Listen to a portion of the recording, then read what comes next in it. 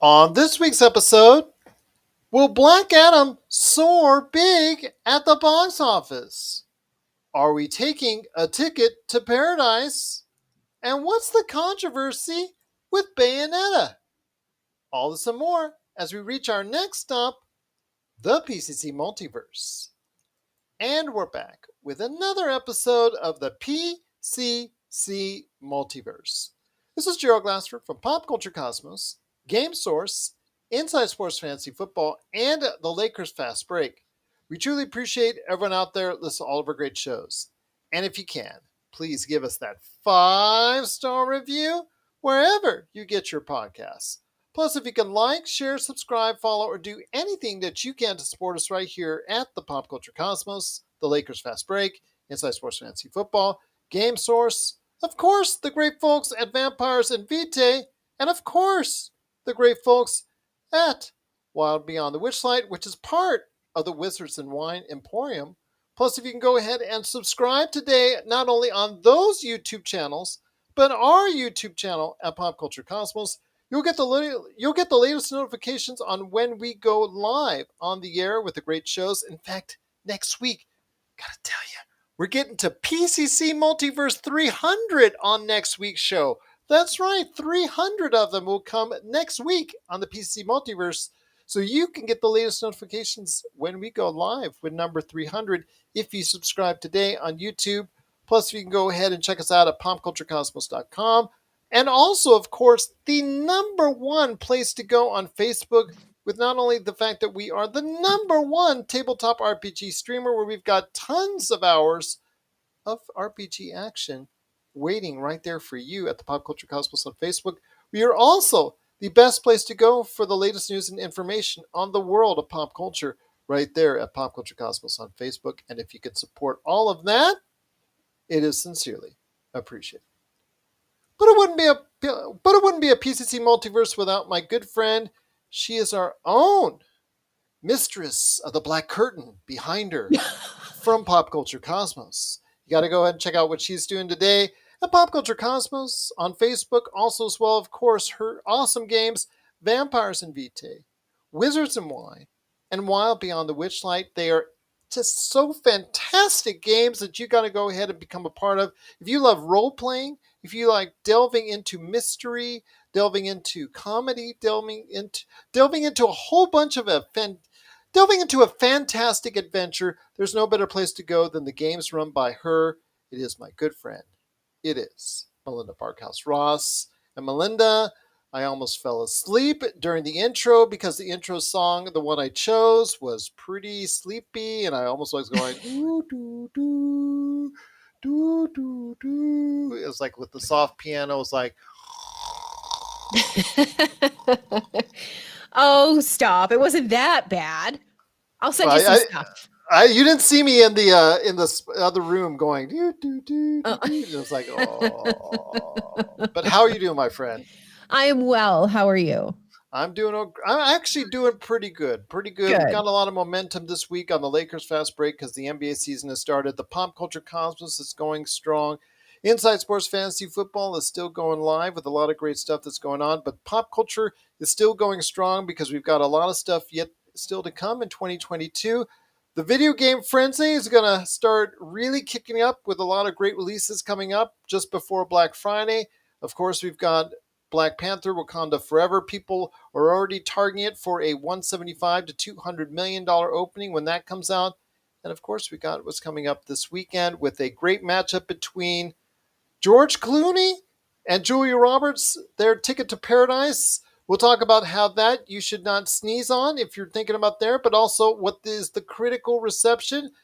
And also, of course, Dwayne Johnson, The Rock, Black Adam is now debuting in theaters. We'll talk about that as far as the word on it and also what it may do, which is kind of concerning for the DCEU. We'll talk about that. Plus also, Melinda on the back end of the show is going to be talking about Interview with a Vampire on AMC. She is caught up, and she's going to give you the skinny on making sure that you cover your neck while she, goes ahead and explains to you about Interview with a Vampire and why you should check it out.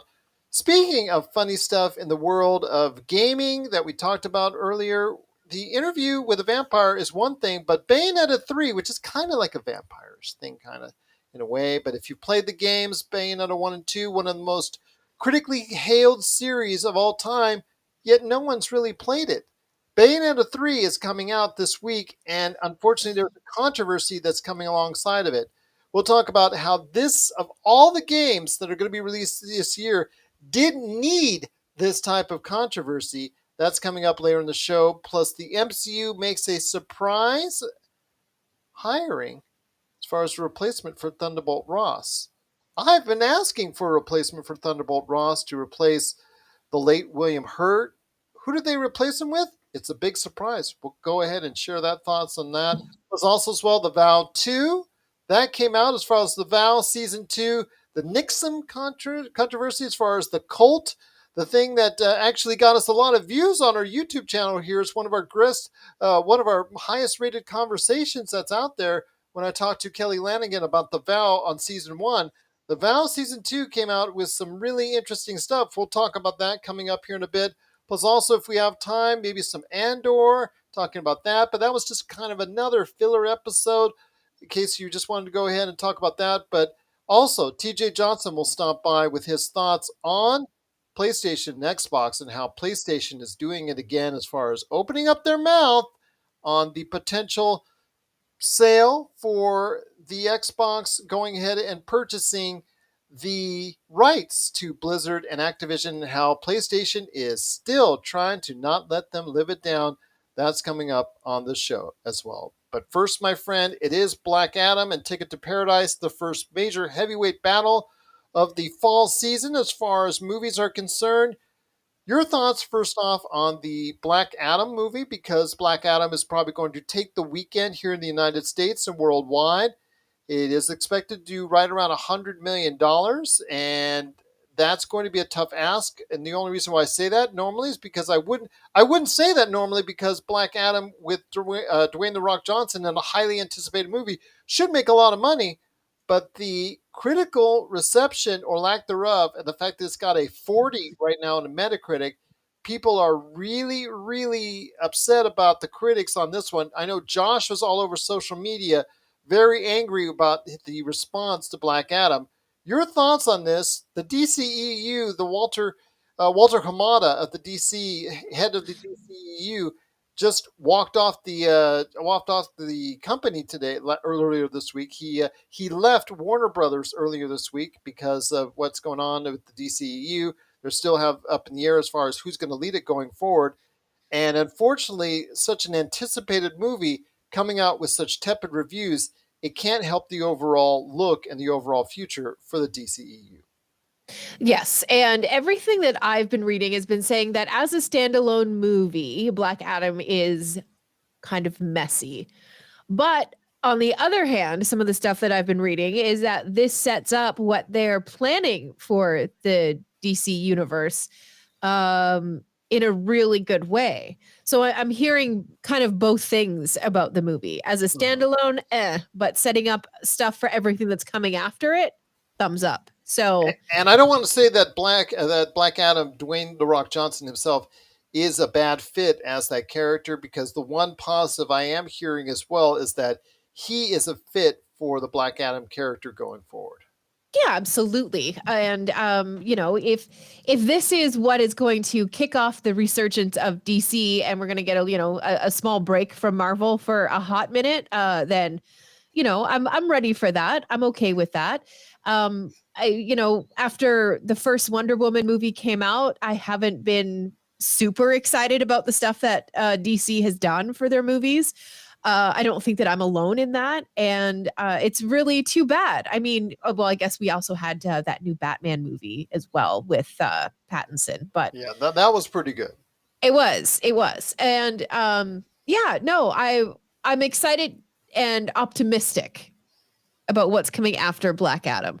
I'm not rushing out to the movie theater this weekend to watch it. That's not a thing that's going to happen. But, I am excited to see how this is going to set things up moving forward for DC. Well, I think that this is the best time for them to go ahead and do some work out there for the public on the DCU, because Got to remember, She-Hulk just ended their series in season one. That just ended, and not for a few weeks you'll see anything from Black Panther: Wakanda Forever because that does not come out until mid-November. So right now is the time for DC to take advantage. I'm just very sad to see the advanced reviews. People are, I know there's going to be something, and some people affected by it. They're going to say, you know what, I'm going to just catch it on HBO Max. I'm just going to wait till it's going to hit this streaming outlet. I'm going to wait until it hits, pay per view or something like that. I'm just going to wait until it's not going to be the time where I need to go ahead and see it. I'll just see it casually. I'm very sad for that. I think it's going to affect the upfront a little bit. I still think it's going to win, and still going to think it's going to do a pretty good number. But that also doesn't speak well for it long term for the rest of 2022. Yeah, I agree with you there. But like I said, if this is laying a layer of foundation for DC moving forward, I'm here for it. Yeah, I will give it my time eventually, but it just won't be at the movie theater this weekend. I understand. But the other movie that's coming out this weekend is a movie that's actually already out internationally. It's been out for a few weeks internationally, and that's Ticket to Paradise. Returning the two much beloved stars from decades gone by now, and I can't believe I'm saying that but it is true. Julia Roberts and George Clooney, two of the biggest box office stars of the past 30 years, are once again reunited in this comedy, this romantic comedy that's also their kids are working on their marriage, and then all of a sudden they come back together after a long time away, where they try to go ahead and first work against each other, but obviously as it goes through the movie and on these romantic comedies, they will ultimately come together. And it has worked so far internationally. It doesn't matter what the reviews are on it because reviews Metacritic only has a little higher than Black Adam at a 51, but that doesn't seem to matter to international audiences because it scored pretty good as far as internationally, because I think that those stars relate to an international audience. I think it'll find a tougher audience here in the States, but I still think it's going to do pretty good, at least for the first couple of weeks with Ticket to Paradise. Yeah, absolutely. And it'll be nice to have something lighthearted that isn't going to take itself too seriously. What do you mean, Plus, it's going Halloween Kills doesn't do it for you? to yeah, That looks right. like a nice romantic comedy between Michael Yeah. Myers and Jamie Lee Jamie Lee Curtis. Curtis. Yeah, yeah, yeah. I mean, there's something to be said for that. But if that kind of romance isn't what gets you all excited to go to the movies, this one will probably do the trick. Okay, Um, fair enough. Plus, it's always good to see Julia Roberts and George Clooney on the big screen together. They have incredible chemistry. You can tell that they are just lovely friends, and all of that true admiration and respect for each other really does come through on the big screen. So it's a movie that I would absolutely give some of my time to. Well, I mean, as well as my cash, but the time is the big thing for me. Absolutely. But I expect pretty good returns for Ticket to Paradise. Overall, internationally, absolutely, it's been scoring very well. Here in America, I'm not so sure it's going to do outstanding. I think it's going to do okay.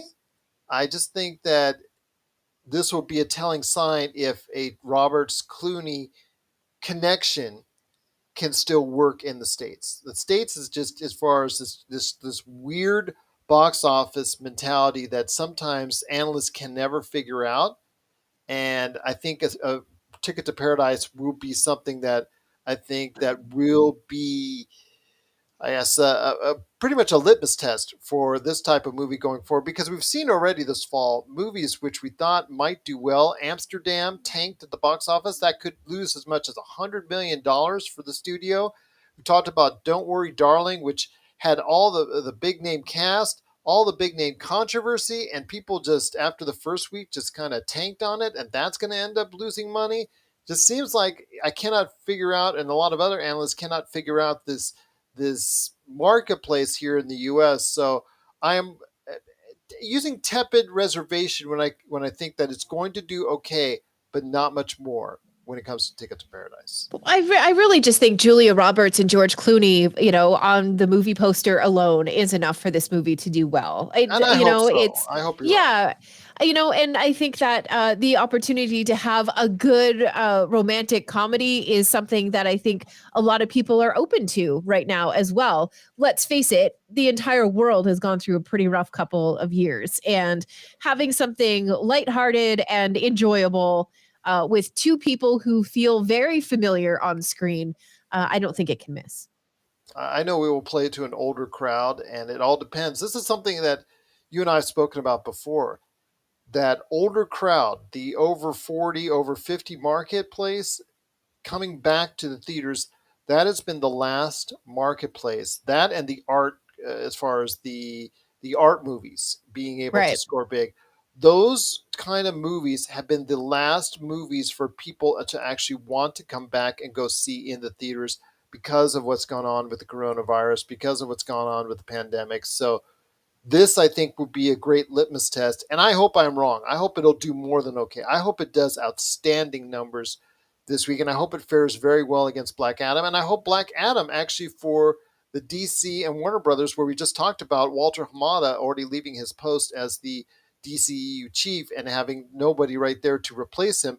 Now looks like it's like this boat without someone to steer it right now through the seas and the open waters of the DCEU. I'm hoping that they can take all this chaos aside and actually do well with Black Adam. And I think The Rock, like you said, just like with George Clooney and Julia Roberts, I think for at least a week, for at least a weekend, that having Dwayne The Rock Johnson out there is good enough. He's one of those last few movie stars that can actually still sell an audience on a weekend, no matter how good or bad that movie is. Yeah, I agree with you there wholeheartedly.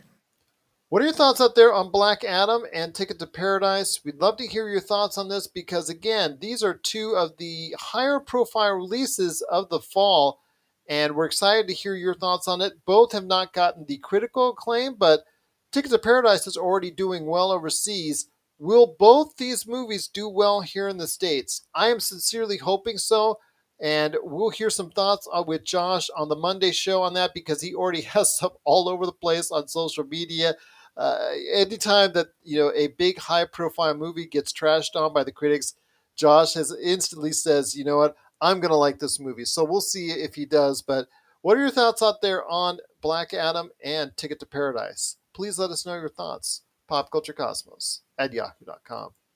Still so much to talk about on today's episode.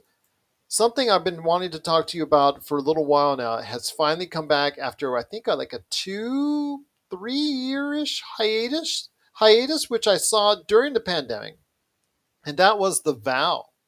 The Vow season 1. I don't know if you ever got a chance to check it out on HBO and HBO Max, but this was very compelling television as far as a docu-series which gave you the inside look at the very controversial cult NVIXM, as far as their leader Keith Raniere, who was ultimately sentenced, if you've been following it, ultimately sentenced to I believe over 100 years in prison, if I remember correctly, which they haven't divulged yet on season 2 of The Vow. They just started that as far as the court case is concerned, but the first season chronicled the years inside as far as what was going on, the dangers in trying to leave the cult, and the things that were going on inside as far as to these women that were part of it, the secret organizations that and the branding that was happening, the very troubling things that were going on.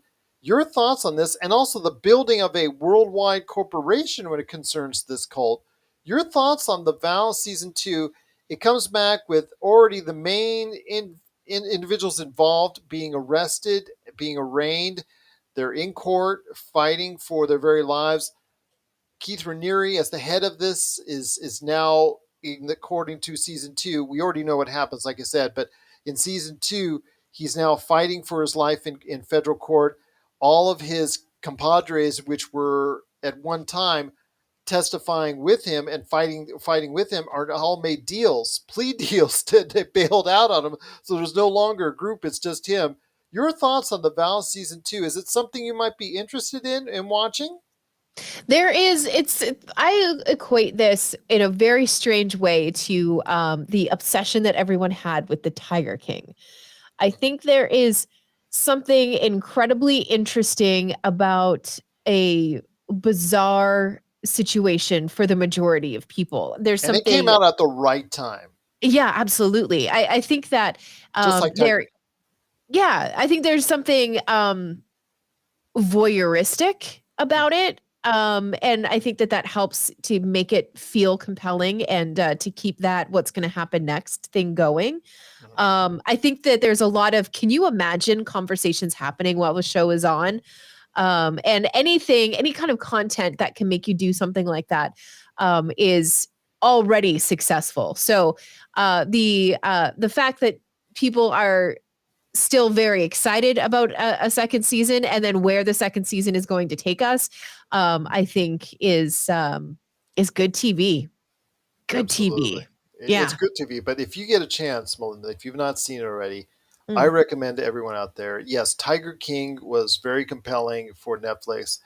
Actually, it was a pretty good watch. I thought it wasn't as great a watch as The Vow. I thought of that year, The Vow, I think killed it as far as so much better, so much more compelling, because the dangers and the risks involved for the people on the inside actually being a part of this docuseries and trying to leave the cult in and of itself, Yeah. plus the fact that how much reach that they had at one time, the way that they suck you in as far as how they, a lot of these individuals were movie and television stars that they sucked into, because, and they're just like you and I as far as with confidence issues, with personalities that they wanted to go ahead and become better at, to better themselves, better than lives, better in their lives. They wanted to go ahead and try and search for something. In fact, I heard the word seeker more times than I could count, because a lot of them, I guess it's a lingo what they used as far as NVIXM, as far as seekers seeking something that they could connect with to hopefully help them for a better life.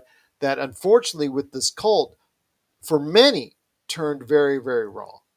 Yeah, absolutely. And I think that that's something that is also incredibly relatable to a lot of people. I think that at different points in our lives as we grow and continue to grow as human beings and good people, I think that there are times when we do end up feeling, a little bit lost. And I think that those times are when you're kind of at your most vulnerable to things like this situation, I don't want to say that we're all going to join cults. That's not what I'm trying to say, but it does make you a little bit more susceptible to people who promise you all of the good things and all of the things that you want to hear.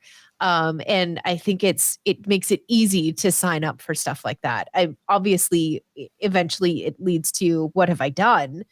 Once you kind of snap out of it a little bit. But I do think that it's weirdly relatable for everybody? Yeah. Question mark.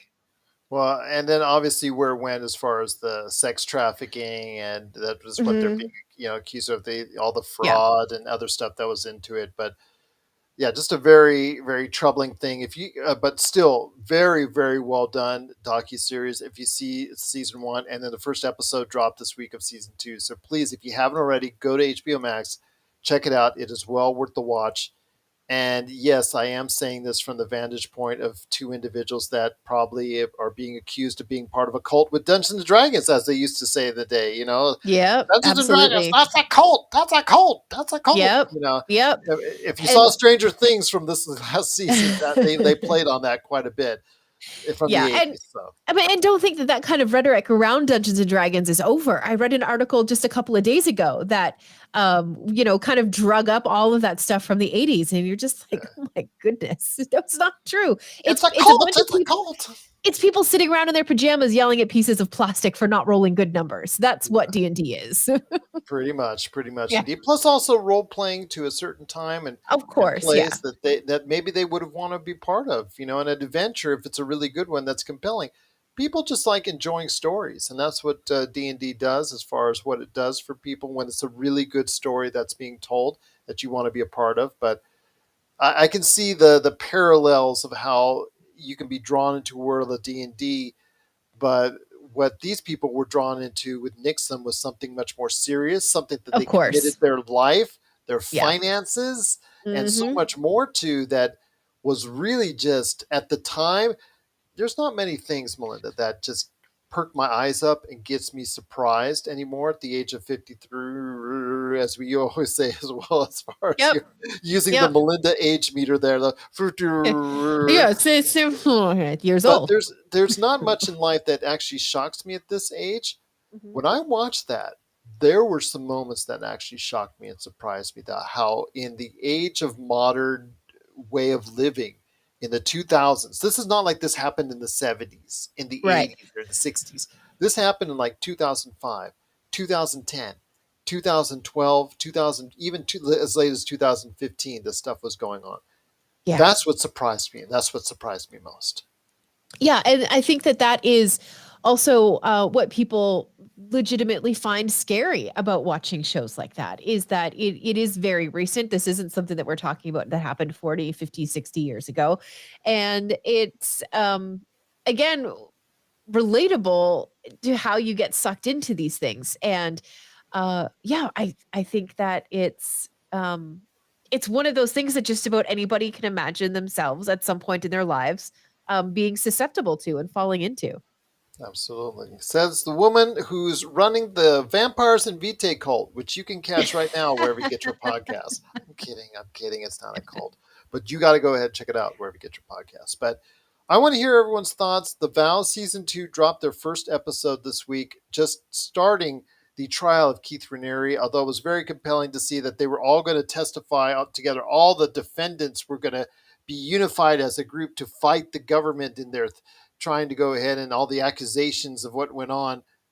But just a few minutes later, in the time that you were watching it, you realized everybody bailed out because they all made deals, because they knew the truth that something real bad was happening over the years in NVIXM. And if you get a chance to watch The Vow, I will tell you it's worth it. It's not educational in that, but it's just, maybe it's a lesson for people out there that they want to be more guarded about what they get themselves involved with, as far as something on the surface that they think is going to help them being something else. So please, if you get a chance, check out The Vow Season 1 and also The Vow Season 2. But if you have thoughts, please let us know. popculturecosmos@yahoo.com.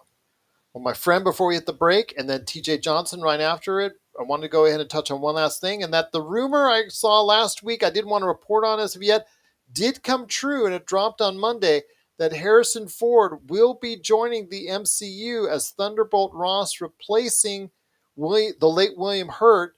Something I knew that was going to happen. I knew that William Hurt was going to be replaced. It wasn't going to be a situation like T'Challa and Chadwick Boseman, because there's so much affection and love with Thunderbolt Ross and what is needed going forward with the Thunderbolts. You knew they had to find another actor to replace William Hurt. At least he's going to be, at least, at the very least, in Captain America 4, The New World Order. Your thoughts on this? I am probably one of the biggest Harrison Ford fans, or as my daughter says, stans, that's out there. Right. But at 81, is he too old for the MCU? You know what? We'll find out. Well, the thing is, The how much do you need him to commit? How do you, I mean, with the Thunderbolts, what's the kind of timeline? Hopefully they told him, this is how long we will need you as a character going forward.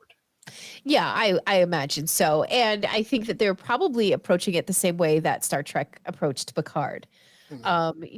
It's probably a limited movie run, unless Harrison, and yes, absolutely, we want him around for as long as possible. But as long as he stays well and as long as he stays interested in the project, I'm sure that they will do different ways to kind of insert him into projects after, let's say, a 3-movie deal or whatever it is that they've made behind the scenes. So I think that there's an understanding of the level of commitment, and just like there was with I was going to say Jean-Luc, just like there was with Patrick Stewart and Star Trek. I feel like it's an understood timeline, and as long as he's interested and capable, I'm sure that he will find ways to kind of sneak in there every once in a while. let me say this. I think that if you can get him to Thunderbolts to the point where he becomes Red Hulk, Yeah, and you don't have to go ahead and have him there beyond Red Hulk. You can right. find a demise for Red Hulk. Let's say you can kill him off, the CGI character, of course. That's all you need from Harrison Ford, because Harrison Ford is not one for long stays in any kind of franchise movies. I mean, dare I say, Star Wars, he wanted to go ahead and leave after Return of the Jedi. He wanted to be killed off in Return of the Jedi. He asked to get killed off in Return of the Jedi, and it didn't happen. So, he's not long for staying into a franchise unless he really enjoys it, like Indiana Jones. And bringing him back for IJ5 was probably a task in and of itself to go ahead and get him to say yes on that. So, I'm thankful that he's in it. I'm just worried about how much he can commit to this series going forward. Well, like I said, that's already, I'm sure, hammered out in great detail, and Oh, I'm sure it is. yeah, I'm sure that there's a lot of money involved in this one, and I am sure that back up the Brinks truck. Isn't that how you usually put That's it? yeah. Yeah, We're on the same wavelength. I was going to use that same line after you said that. That's our phrase here. That's our motto right here, at the yeah, Pop Culture Cosmos. Back up that Brinks truck. Back up yeah. that Brinks truck, indeed, for Mr. Harrison Ford as he becomes Thunderbolt Ross in the MCU. What are your thoughts out there? I know a lot of people were excited for it. I am excited. Again, I'm a Harrison Ford stan, so I'm enjoying it. I'm eager to see what will happen as Harrison Ford starting in Captain America 4 New World Order. But let me hear your thoughts on Harrison Ford joining the MCU as Thunderbolt Ross. PopCultureCosmos at yahoo.com.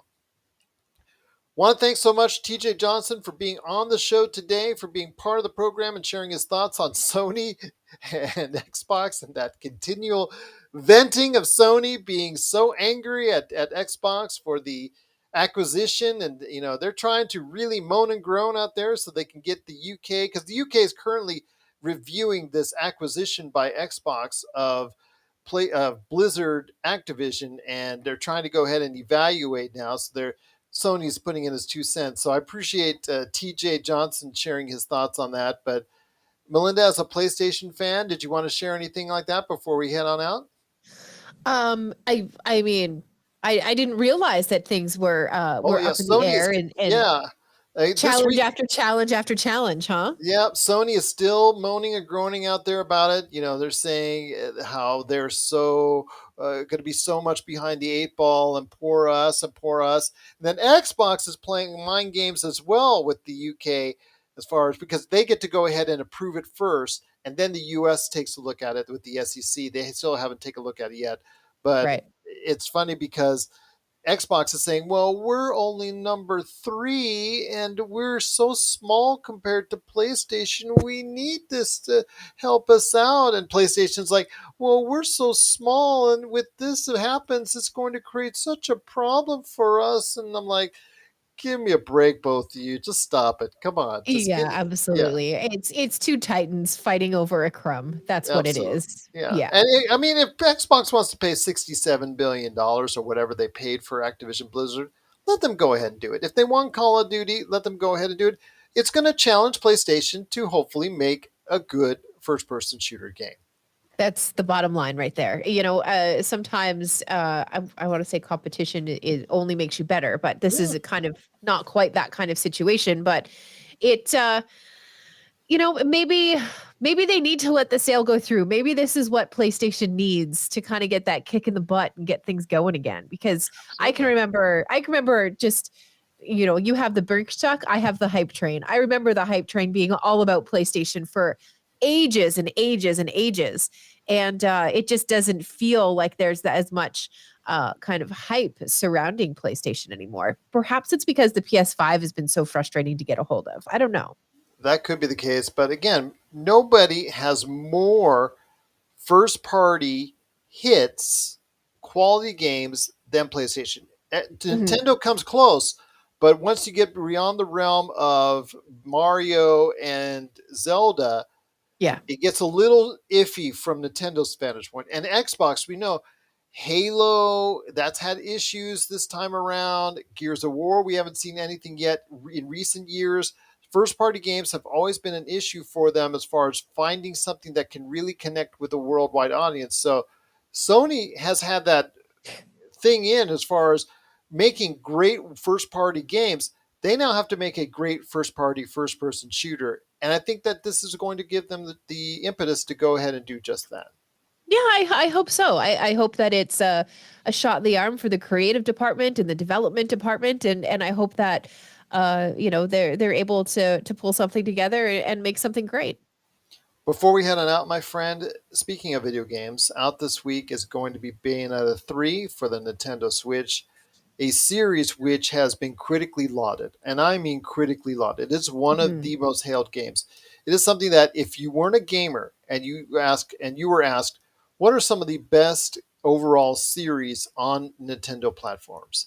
You would say, of course, Zelda. You would say, of course, Mario. You would say, of course, maybe Metroid, or you would say, maybe, of course, something like Splatoon.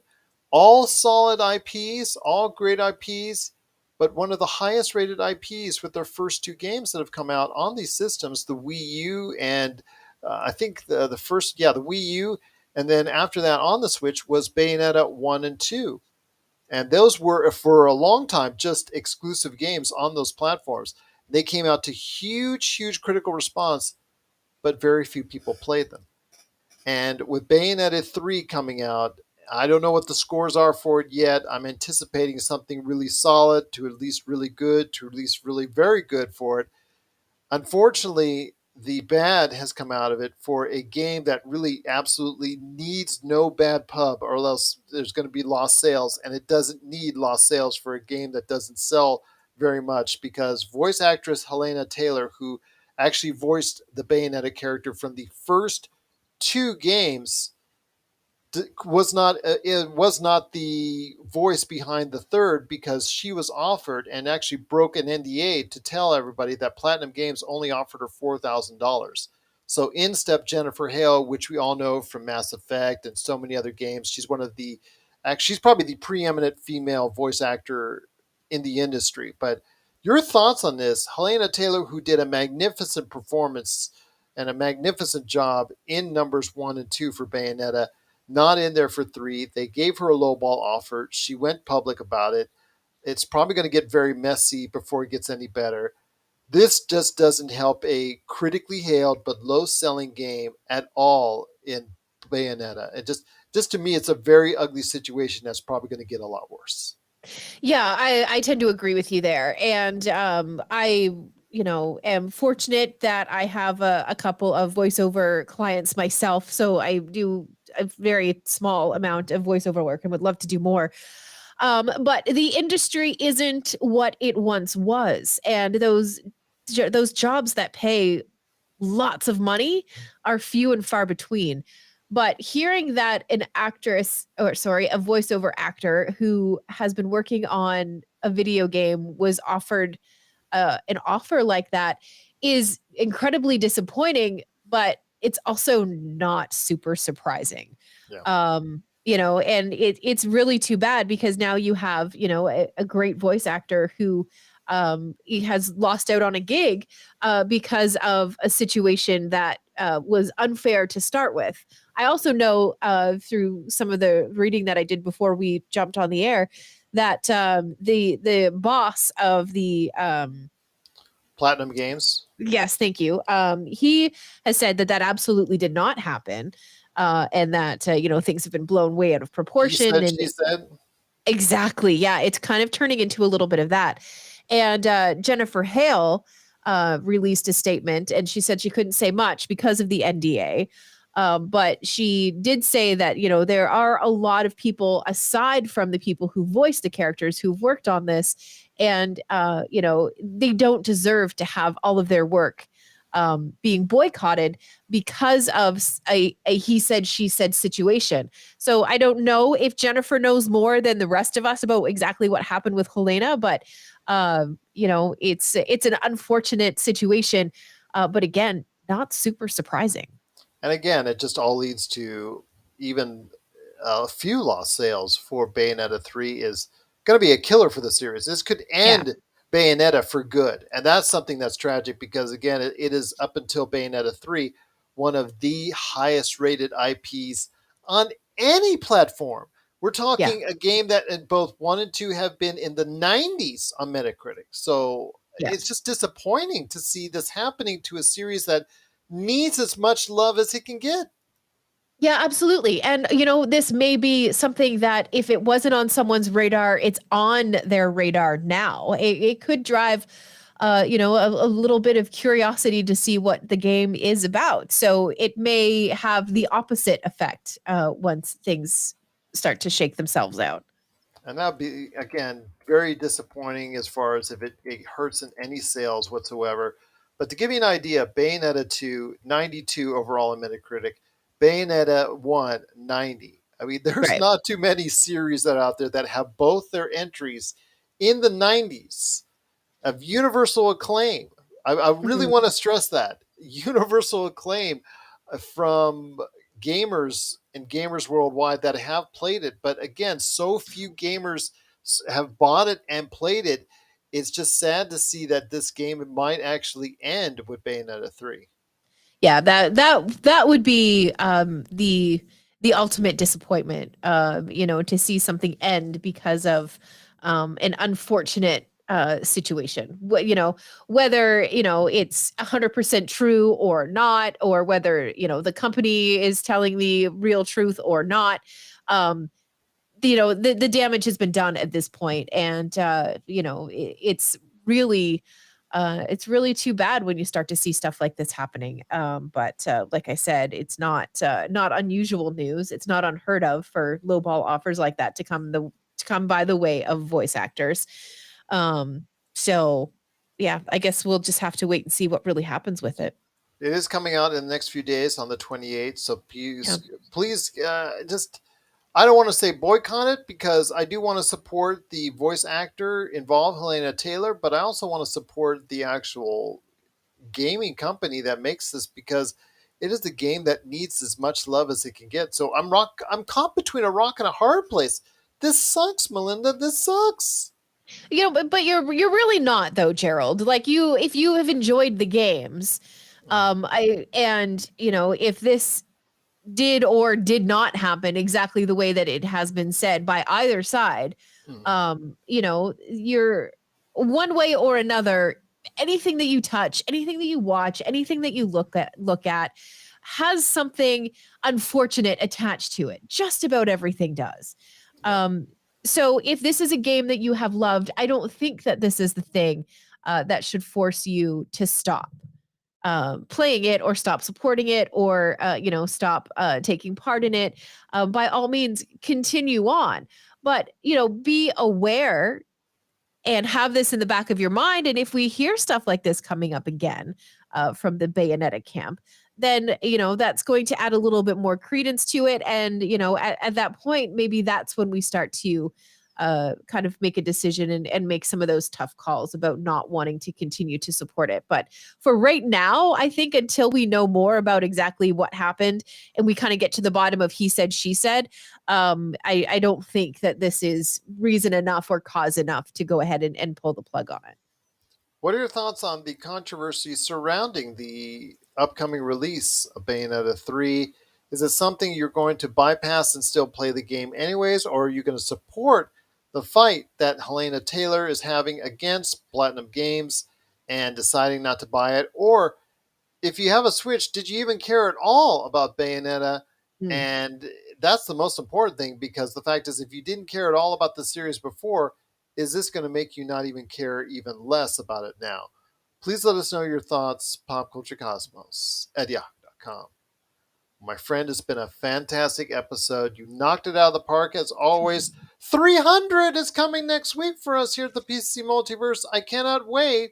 But any last thoughts on any vampire shows you've been watching before we head on Yes. out? So, because so okay, a little bit of history. So, in Dungeons and Dragons, there's a character called Strahd who is a vampire, and it's one of the best modules. It's been hailed by people, not just The me. Curse of Strahd, if I'm correct. The Curse of Strahd, exactly. One of the best modules that you can get for 5th edition Dungeons and Dragons right now.